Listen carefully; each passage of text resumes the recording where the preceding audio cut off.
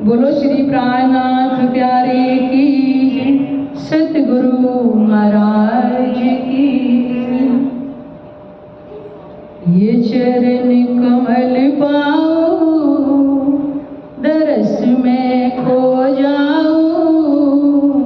ये चरण कमल पाओ, दरस में खो जाओ। प्राण पिया मेरे, प्राण पिया, ये निस्बत भूलूं ना, पना में डोलूं ना।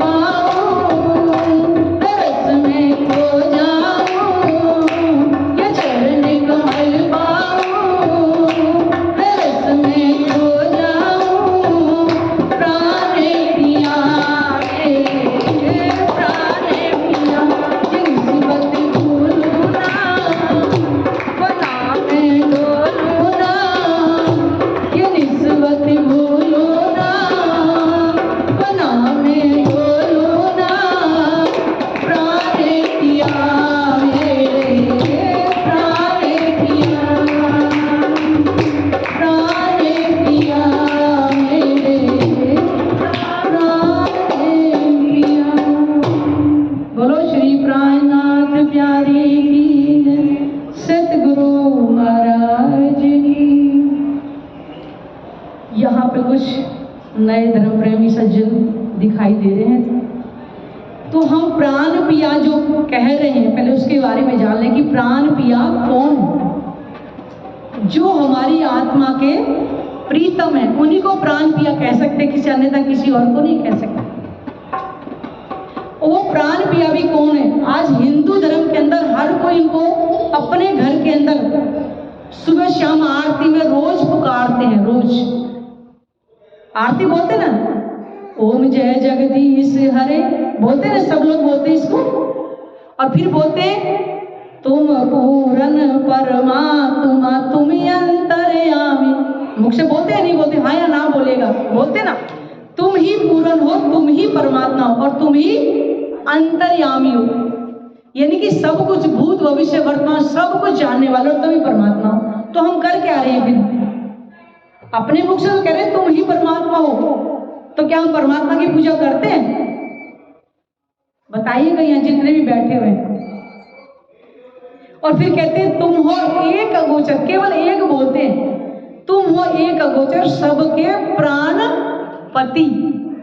देखो मुख से बोल रहे हैं, वही सबके प्राणों के पति, प्राणनाथ, पूर्ण ब्रह्म परमात्मा। हम कहते हैं तुम पूर्ण, तुम परमात्मा में अंतर्यामी। उन्हीं प्राणनाथ जी की हम बातें बता रहे हैं कि ये चरण कमल पाऊं, दरस में खो जाऊं। आज तक सब कोई परमात्मा को क्या किए बैठे है? परमात्मा निराकार, उसका कोई आकार नहीं है। अगर देखा जाए यहां पे,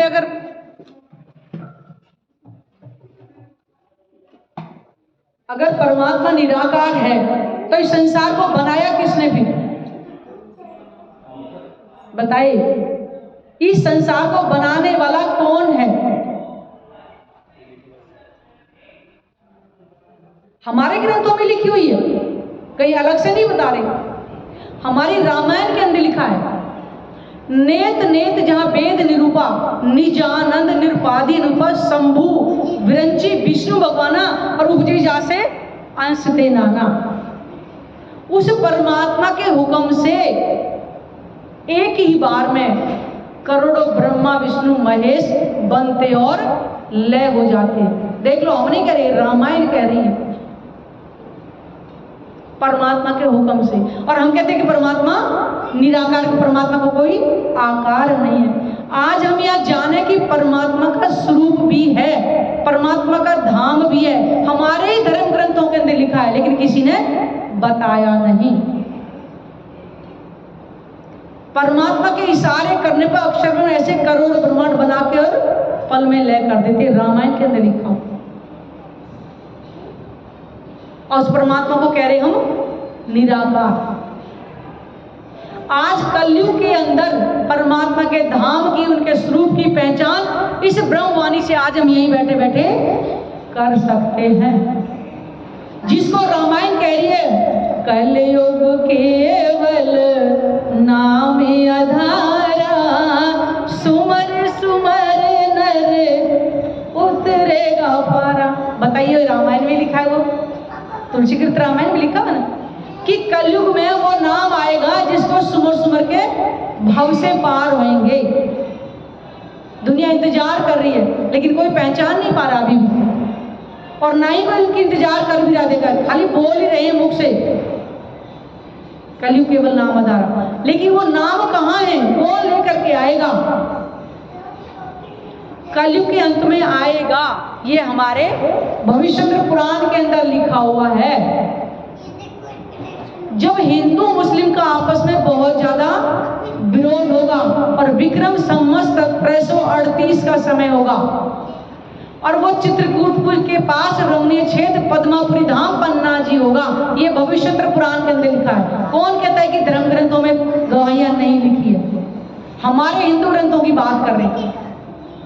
और शालिवाहन शाखा के भविष्य दीपिका के अंदर लिखा है कि जब शालिवाहन शाखा के 1600 वर्ष जब व्यतीत होंगे तो जीव उद्धार के लिए कलियुग अवतार होगा। आप दुनिया कलियुग अवतार ढूंढ रही है ना? है कौन कलियुग अवतार? कलियुग अवतार परमात्मा ही है। जिसको हम कहते हैं निष्कलंक, जिसके अंदर कोई कमी ना हो। बुद्ध कल की अवतार, वो जागृत बुद्धि का ज्ञान लेकर के आएंगे। ये वो वाणी है जिनसे उनके धाम के और उनके स्वरूप की पहचान कलयुग में करेंगे। इसीलिए कलयुग धन्य धन्य ग्रंथों में कहा गया है। शंकर भगवान ने सतयुग में अमर कथा सुनाई थी। मैं बिल्कुल आसान शब्दों में बताऊंगी आपको, कोई उलझाएंगे नहीं। आसान से शब्दों सबको समझिए। आज सारी दुनिया चलो अमरनाथ, चलो अमरनाथ, उस जगह जाते हैं। अब क्या रखा है अमरनाथ की गुफा में? देखा जाए तो ज्ञान तो सुना तोते ने, और दर्शन किसके करने जाते हैं? कबूतर कबूतरी के। क्या बैठे हैं यहाँ पे आज तक? सत्युग में सुनाई थी अमर कथा शंकर भगवान ने, और उमा उस ज्ञान को नहीं सुन पाई थी। और वो ज्ञान आना ही कब था? कलयुग के अंदर, कलयुग के अंत में वो भी। ये वही ब्रह्मवाणी है जिससे आज हमें परमात्मा के धाम की पहचान होगी। जिस कथा को कौन नहीं सुन पाई थी? उमा जी नहीं सुन पाई थी, वो सो गई थी। कारण क्या था? कि परमात्मा ने अपने हुक्म से ही हर युग में उनकी पहचान देनी थी। इसलिए रहस्य को कोई नहीं सुन पाया था। और वो सुना था सुखदेव मुनि जो बने थे, जिन्होंने भागवत पुराण के अंदर लिखा है। कहाँ गए उनकी सेल वगैरह वीक हो रहे, इनको बोलो एक बार थोड़ा सा। वही अमर कथा है। अमर कौन है? सिर्फ एक परमात्मा, और कोई अमर है ही नहीं। और सतयुग में सुनाई थी, त्रेता बीता, द्वापर भी था, और कलयुग भी बीतने ही जा रहा है। तो आज हम पहचान करें कि अमर कौन है। अमर केवल और केवल एक परमात्मा सिर्फ, और कोई अमर नहीं है। उसी अमर कथा का रहस्य आज हम आपको बताएंगे। त्रेता में रामायण लिखा है, और द्वापर के अंदर भागवत पुराण के अंदर लिखा हुआ है। 12वां स्कंद 2रा अध्याय और 37-38 श्लोक में लिखा हुआ है कि देवापी और मरु, ये दोनों जीव कलाप ग्राम में साधनारत है। हिमालय पर्वत के एरिया पड़ता है, वहां साधना कर रहे हैं। और कलिक भगवान की आज्ञा से फिर से कलयुग में आएंगे, और परमात्मा इन 2 तनों में आकर के ये वाणी को लेकर के आएंगे। ये भागवत पुराण के अंदर लिखा है। किसी भागवतकार ने आज तक नहीं बताया। वो जो प्रमाण चाहिए आप ले लीजिएगा, हम आपको भी दिखा के ही जाएंगे। ये वो ब्रह्मवाणी है जिससे आज हम यहाँ परमात्मा की भक्ति, अगर उनकी पहचान कर लेंगे तो आवागमन से मुक्त हो जाएंगे। इसीलिए कहा है कि कलयुग केवल नाम है। कलयुग नाम आएगा जिससे हम पार उतरेंगे। तो कोई मुंह से रटने वाला नाम, माला पे जपने वाला नाम नहीं आएगा। वो परमात्मा की पहचान कराने वाला ज्ञान आएगा। क्योंकि हम आज तक क्यों नहीं पहचाने? जो ज्ञान था ही नहीं जो मार्ग वहां तक जा सके। लेकिन आज इस ब्रह्मवाणी से यहीं बैठे बैठे हम परमात्मा की अगर पहचान कर ले, यहीं बैठे इस पंच भौतिक तन के अंदर ही परमात्मा का दर्शन हम कर सकते हैं। और जब तक जीव को परमात्मा का दर्शन नहीं होगा तब तक अखंड मोक्ष नहीं मिल सकता। इसी कारण से ब्रह्मवाणी आई है यहाँ। इस ब्रह्मवाणी से 14 लोक के जीवों को पहचान होगी। आज नहीं तो कलयुग के अंत, जिस दिन अंत होगा कलयुग का, महाप्रलय का दिन होगा, ये ब्रह्मवाणी का ज्ञान 14 लोक के जीवों को मिलेगा। अब जो लेगा वो सुख लेगा। क्यों? कि परमात्मा का यही बैठे बैठे ध्यान करेगा तो वो जीव आनंद में रहेगा।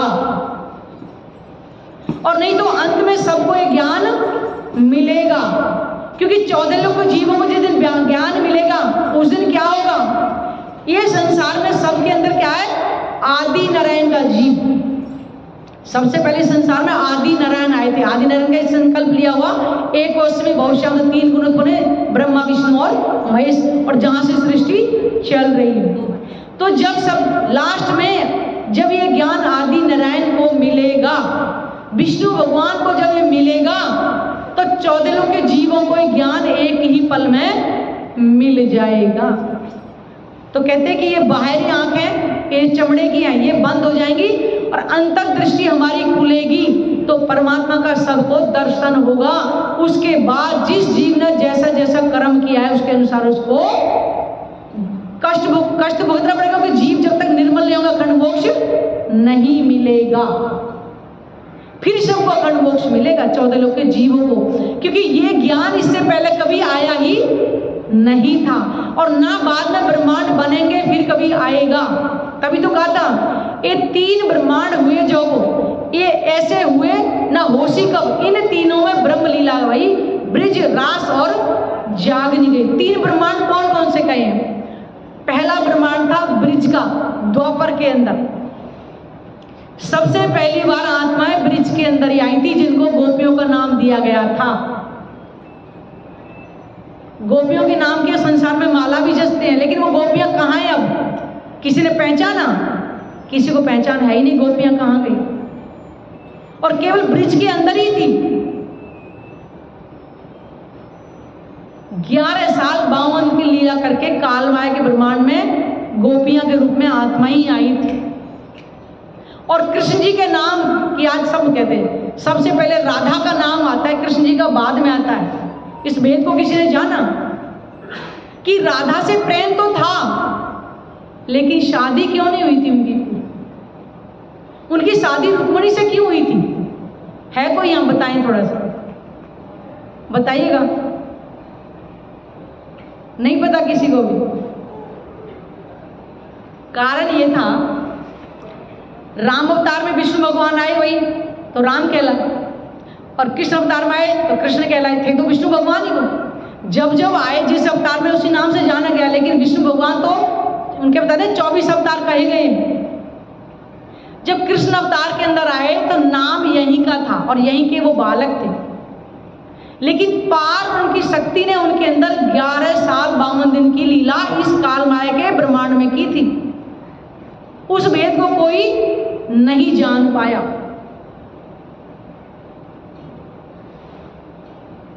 कृष्ण जी के अंदर पारब्रह्म की शक्ति थी और जिनको गोपियों का उनके अंदर आत्माओं की शक्ति थी, और केवल ब्रिज के अंदर ही लीला हुई थी 11 साल 52 दिन की। और कहते हैं कि जब कृष्ण जी तो छोटे से थे जब गोकुल में उनको पहुंचाया गया था, और गोपियां कौन थी? 12-12, 13-13 साल की थी, और वो बधाई देने के लिए भी यशोदा मैया के घर पे गई थी। उनको पता था कि इनके अंदर हमारे प्रीतम आए हुए हैं, लेकिन जैसे जैसे माया का प्रभाव वो भूलती चली गई थी। ये तो पता था कि इनसे हमारा प्रेम है, लेकिन कहाँ रहते ये नहीं पता चला था उनको। और ये लीला 11 वर्ष की हुई, क्योंकि आत्मा और परमात्मा का परम धाम के वार्तालाप होगी कि मैं तुमको बहुत प्रेम करता हूँ, तो आत्मा ने कहा हम भी आपको बहुत प्रेम करती हैं। तो परमात्मा ने बोला कि इस प्रेम की परीक्षा जब होगी जब तुम में से थोड़ा अलग होंगी, क्योंकि घर के अंदर पति पत्नी आपस में अगर बैठ लगाएं यानी शर्त लगाएं कि मैं तुझे बहुत प्रेम करता हूँ, वो कहे मैं तुझे बहुत प्रेम करती हूँ। जब बाहर जाते हैं तो अच्छा पता चलता है ना। मान लो पति बाहर से अगर जाते हैं तो 10 बार पत्नी बोलती है पहुंच गए ना, बोलते नहीं बोलते, झूठ तो नहीं है। खाना खा लिया ना, क्या घर में बोलती थी? नहीं बोलती ना, क्योंकि वो थोड़ा अलग होते तो प्रेम ज्यादा होता है। तो परमात्मा ने ये आमतौर से कहा था कि जब तुम ऐसे थोड़ा अलग होगी तो तुम्हें पता चलेगा कि प्रेम किसका ज्यादा और किसका कम। तो जब द्वापर अंदर आत्माएं आई तो 12-12, 13 साल की थी। किसी किसी की शादी हुई, किसी की नहीं भी हुई थी। तो जब घर गृहस्थ में बढ़ गए तो अपने प्रीतम के प्रेम को भूलती हुई जा रही थी, और यहीं के घर परिवार में लगी कि ये मेरा जेठ, मेरा देवर, पति, मेरे बच्चे, सास ससुर, इसी मोह माया में गुम हो गई। तो परमात्मा ने एक दिन परीक्षा लेने की उन्होंने कहा कि गोपियों चलो आज मैं 11 वर्ष का हो गया हूँ और आज वृंदावन में जाकर के रास रचाएंगे। तो पता है गोपियों ने क्या कहा था? तू परपुरुष हम कुलवंती नार, हम तेरे साथ रात को वृंदावन में रास खेलने जाएं। भूल गई परम धाम के नाते को कि एक पल भी अलग नहीं होते थे। परमात्मा ने कहा कि ये तो माया में आकर के अब भूल गई हैं। तो उन्होंने 52 दिन तक कोई बांसुरी नहीं बजाई थी। अपने पैरों के जो आभूषण थे, जो बजते थे, गोपियां दौड़ दौड़ के दरवाजे पे देखने आती थी, वो भी झांझरी घुंघरी उतार के सब यशोदा मैया को देती थी कि मैया मैं बड़ा हो गया। मैया को भी क्या पता इस लीला के बारे में, कौन सी लीला चल रही। और गोपियों ने भी जमुना तट पे जाना बंद कर दिया था, क्योंकि परपुरुष कह दिया था। तड़प तो है लेकिन शर्म के मारे बोल नहीं रही। जब 52 दिन हो गए तो परमात्मा के अंदर जो शक्ति थी, उन्होंने देखा कि अब मेरे अर्धांगिनी छोड़ के इनको जाना नहीं है, लेके तो साथ जाना है।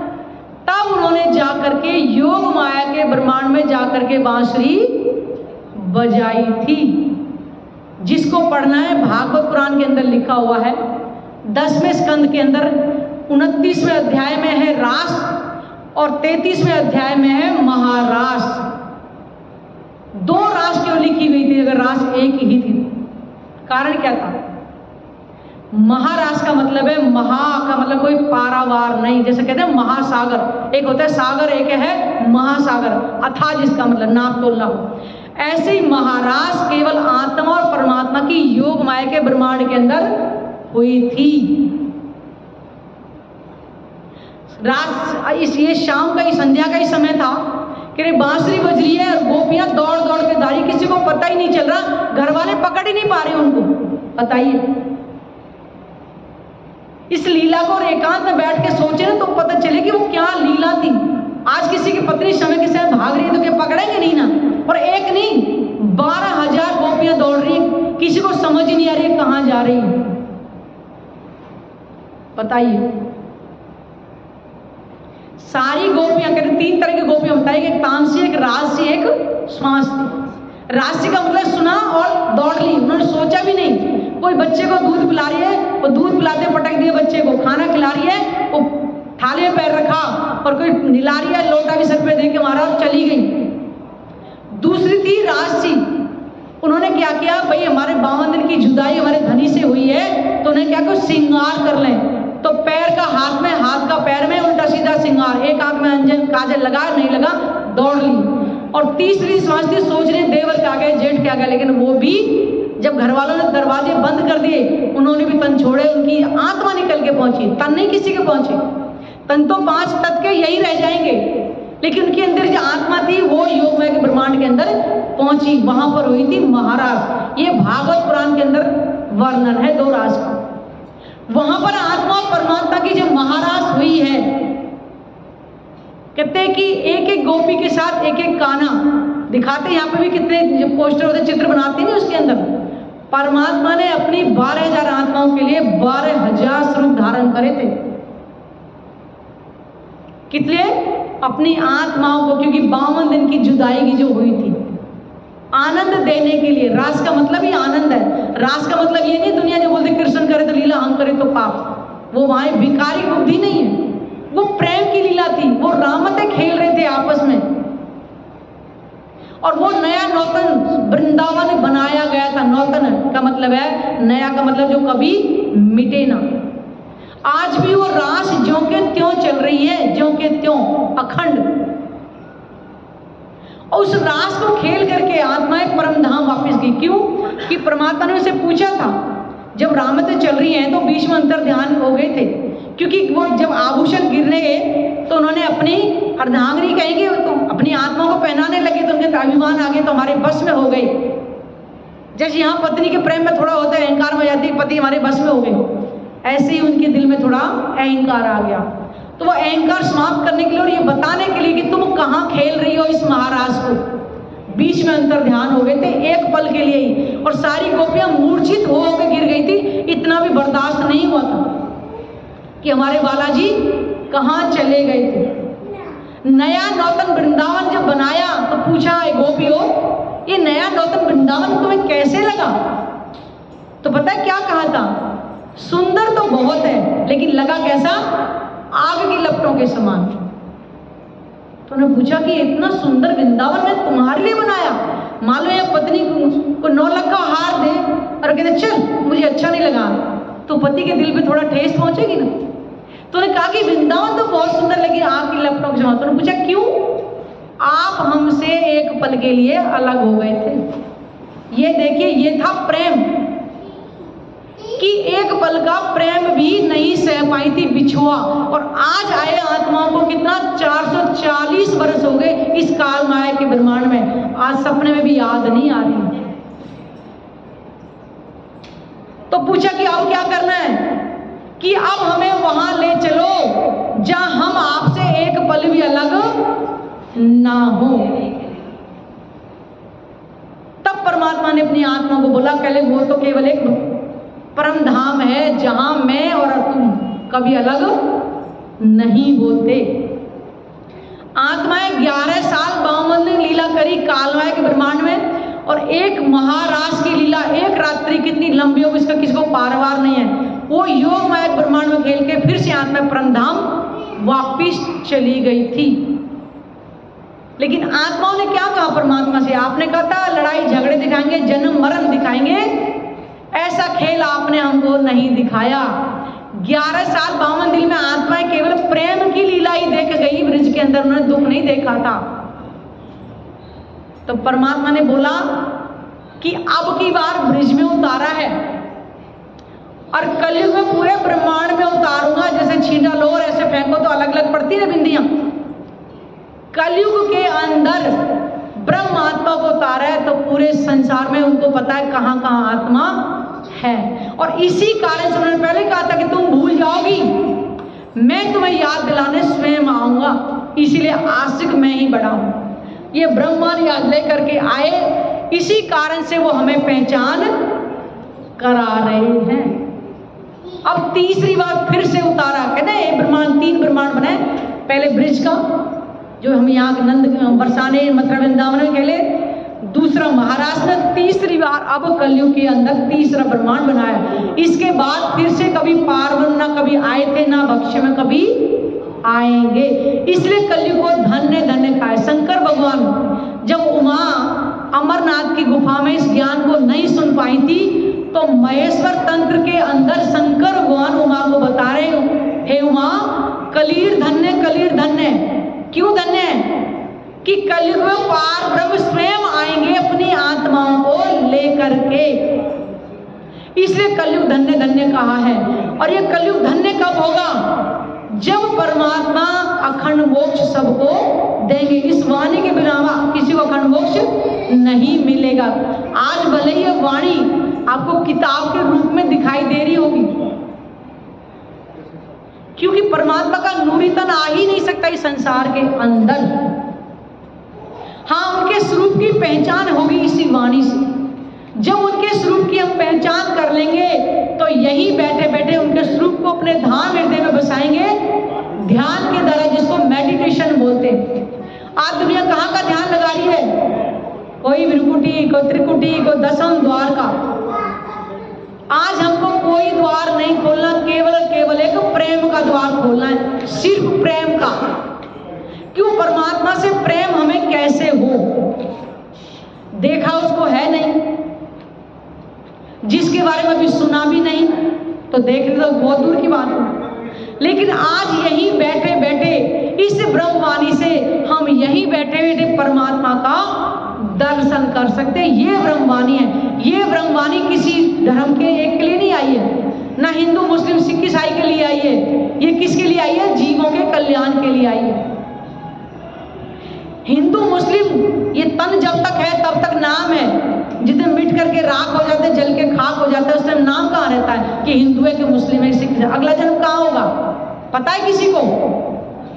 गीता में साफ लिखा है, अगला जन्म करके जो कर्म करता है ना उस पर निर्भर करता है कि हमने जो कर्म किया है उसके अनुसार अगली योनि मिलती है, उसके अनुसार घर परिवार सब कुछ मिलता है। अगर इस ब्रह्मवाणी से इसी तन के अंदर हम पहचान कर लेते हैं तो हमें अगला जन्म नहीं मिलेगा। इतनी भारी महिमा इस ब्रह्मवाणी की, जो आज जानता ही नहीं है कोई। अभी कहीं भागवत कथा हो रही होती, नाच गाना होता, मेरे को शायद पैर रखने की जगह नहीं मिलती आज यहाँ पर। क्योंकि संसार को क्या चाहिए? केवल शरीर का सुख, नाचना गाना। शरीर तो नाचेगा, उसमें आंतरिक लाभ तो कुछ मिलने वाला नहीं है। लेकिन चाहिए क्या? ठुमका लगाना। कर भी सकते आप भागवत में जाओगे, थोड़े थोड़े भजन बोलेंगे, सबको नचाएंगे। और क्या होता है भागवत के अंदर? भागवत के रहस्य आए तो वाणी से पहचान करो। भागवत में लिखा है 12वें स्कंद में परमात्मा आएंगे, 2 तनों के अंदर लीला करेंगे। भागवत पुराण से बताया 10वें अध्याय के अंदर कि 2 रास है।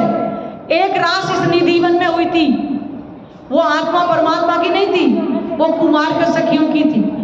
आज कोई पहचान कर पा रहा है? दुनिया भागवत का सुनी जाती है, और कोई कहता है कि भागवत सुनने पे अखंड मोक्ष मिलेगा, अगर ध्यान से सुनोगे तो कुछ मिलेगा, नहीं तो बात सारी ऊपर से जाएगी। भागवत सुनने से अखंड मोक्ष ऐसा नहीं मिलता है। अगर भागवत पुराण के अंदर जो पहचान लिखी हुई है, 12वां स्कंद 2 अध्याय 37-38 श्लोक में लिखा है ना कि परमात्मा 2 तनों से लीला करेंगे। उन 2 तनों से लीला करने के बाद जो ब्रह्मवाणी जो आई है, अगर इससे अगर पहचान करेंगे तो अखंड मोक्ष मिलेगा। ये ब्रह्मवाणी आई ही अखंड मोक्ष देने के लिए, जो आज तक कभी किसी को नहीं मिला था। तभी सार्थक कलयुग केवल नाम आधारा सुन लगा, ऐसे खाली मुंह से रटने से नाम नहीं मिलेगा कोई भी। ये परमात्मा का ज्ञान है, किसी देवी देवता का ज्ञान नहीं है। जब तक अखंड एक ही है, जब तक अखंड वाले की पहचान नहीं करोगे कैसे अखंड हो सकते हैं हम? हमारी पॉकेट में लाखों अरबों रुपए ले घूमे और हीरे कहाँ ढूंढे? घरों के अंदर सब्जी मंडी में जाकर के क्या हीरे मिलेंगे? नहीं ना। हीरे की दुकान पे हमें जाना पड़ेगा। इसी कारण से जो अखंड है उसकी हमें पहचान करनी पड़ेगी, तभी हमें अखंड मोक्ष मिलेगा। और ये ब्रह्मवाणी से मिलेगी, मैंने बताया ना। यही वो ज्ञान है जो कलयुग में आएगा और जिनको दुनिया कलगी अवतार के नाम से ढूंढ रही है। निष्कलंक, जिसमें कोई कमी ना हुई, जागृत बुद्ध का ज्ञान आएगा तब कहेंगे निष्कलंक बुद्ध कलगी अवतार। वो परमात्मा इस धरा पर अपना वांग में स्वरूप लेकर के आएंगे, जिसमें किसी तरह का कोई संशय नहीं होगा। और वो अपने ज्ञान रूपी तलवार, एक देखे ना, सबने देखा होगा कलगी अवतार की मूर्ति दिखाएंगे सफेद घोड़े पर। क्या मतलब है? 3 जो खुर है उसके नीचे एक खुर पर दिखाते हैं, क्योंकि अथर्ववेद के भेद खुले नहीं थे। 4 वेद है ना संसार में, अथर्ववेद के भेद जो प्राणनाथ जी ने आकर के खोले थे। और सफेद का मतलब है इस वाणी में कोई संशय नहीं होगा, और तलवार का मतलब है वो ज्ञान से हमारे अंदर की जो अज्ञानता है उसको दूर करेंगे। कलगी अवतार किसी का संहार नहीं करते हैं, वो परमात्मा किसी का संहार करेगा नहीं। इस वाणी से जब हम परमात्मा की पहचान करेंगे, हम अपनी पहचान करेंगे और उनके स्वरूप को अपने हृदय में बसाएंगे, तो हमारे अंदर जो कलयुगी बुद्धि जो हो गई है ना, वो धीरे धीरे धीरे करके साफ होगी। परमात्मा को प्रेम का स्वरूप है, उसको बसाएंगे तो प्रेम ही आएगा ना। अगर हम यहाँ पे हमारे मन के अंदर मान लो कोई अच्छा व्यक्ति है, उसको याद करेंगे तो अच्छे गुण आएंगे, अब बुरा व्यक्ति है तो बुरे गुण आएंगे। तो परमात्मा तो प्रेम का स्वरूप है, अगर उसको अपने हृदय में बसाएंगे तो हमारे अंदर प्रेम आएगा। और परमात्मा त्रिगुणातीत है, तो हमारे अंदर जितने भी अवगुण भरे हुए हैं वो धीरे धीरे धीरे निकलते चले जाएंगे। हमारे अंदर निर्मलता आएगी और धीरे धीरे करके हमारे अंदर आत्म भाव आता जाएगा। तब इस ब्रह्मवाणी से पहचान करेंगे और हमको अखंड मोक्ष मिलेगा। और 84 लाख योनियों से हमें मुक्ति मिल जाएगी कलयुग में मनुष्य तन रहते रहते ही, अगर इसी तन के अंदर हम पहचान कर लेते हैं।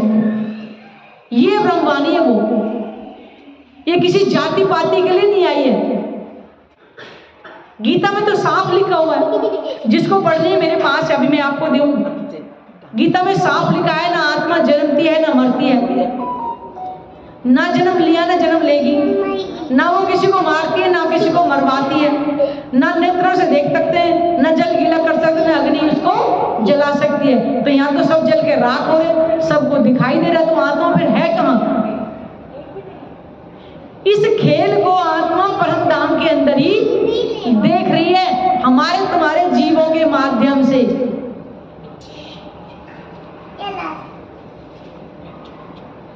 आज हमें पहचान होगी कि हम आत्मा है, तो हमारी आत्मा का प्रीतम वो कहां पर है, हमने कभी जाना है आज तक? हमें तो पता ही नहीं। पहले जब अपनी पहचान नहीं तो परमात्मा की पहचान कैसे होगी फिर हम? तो इस ब्रह्मवाणी से परमात्मा के धाम की, उनके स्वरूप की, उनकी लीलाओं की भी यही हमें पहचान होगी। आज इस लीला के बारे में भी किसी को नहीं, चंद लोगों को सिर्फ पता है, चंद लोगों को। लेकिन कबीर जी ने अपनी वाणी में बता दिया है। कबीर जी कौन है? पंचवासनाओं में आते कबीर जी। परमात्मा के हुक्म से ही हर ग्रंथों में वर्णन लिखा है कि जब बीतेगा 5000 पांचा तब ये शब्द होगा सांचा।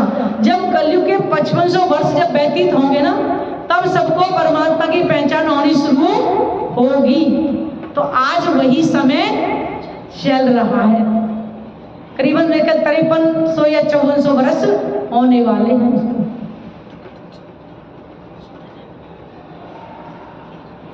इसलिए मनुष्य तन रहते रहते अगर परमात्मा की हम पहचान कर लेंगे तो हमें 84 लाख योनियों में नहीं जाना पड़ेगा, हमारे जीव को अखंड मोक्ष मिल जाएगा।